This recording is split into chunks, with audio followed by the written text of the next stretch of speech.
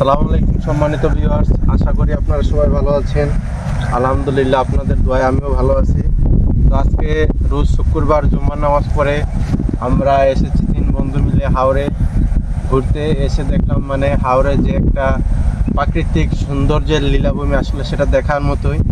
তো এগুলো দেখে আমরা আসলে খুবই ভালো লেগেছে আমাদের কাছে, এবং আমরাও এগুলো আপনাদেরকে দেখানোর জন্য আসলে এই ভিডিওটা মূলত করা। তো আমরা আসলে প্রফেশনাল কোনো ব্লগার না। তো আমরা এখন আপনাদেরকে ধান খেতের যে দৃশ্যটা এবং এগুলো পেকে যে একটা সোনালি কালার রূপ ধারণ করেছে, আসলে এগুলা দেখতে খুবই একটা অসাধারণ এবং খুবই একটা সুন্দর পরিবেশ তৈরি করেছে।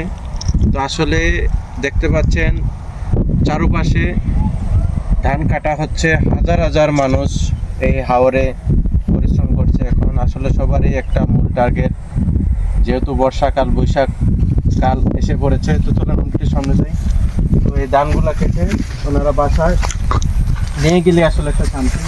আসলে এই হাওড়ের যে রাস্তাটা আছে, অল্প বৃষ্টি আসলে রাস্তাটা খুবই একটা হাঁটার মতোই পরিবেশ থাকে না, খুবই পিচ্ছিল হয়ে যায়, যে কারণে আসলে গাড়ি কোনো যানবাহনে যদি প্রবেশ করতে পারে না, তখন মানুষ খুবই একটা ভোগান্তির ভিতরে পড়ে যায় এগুলো নিয়ে বাসা যাওয়ার জন্য।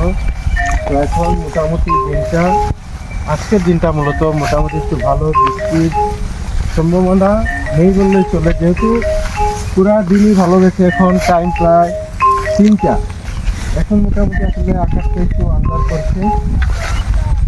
তো বৃষ্টি আসবে আসবে ভাব, কিন্তু বৃষ্টি আসা না সম্ভাবনা বললেই চলে।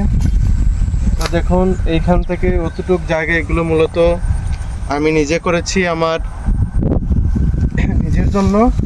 আর এইগুলো হচ্ছে সব আমাদের পাড়া প্রতিবেশী চাচা এবং বিভিন্ন মানুষ বিভিন্ন জায়গা থেকে এসে এইখানে ক্ষেত করে।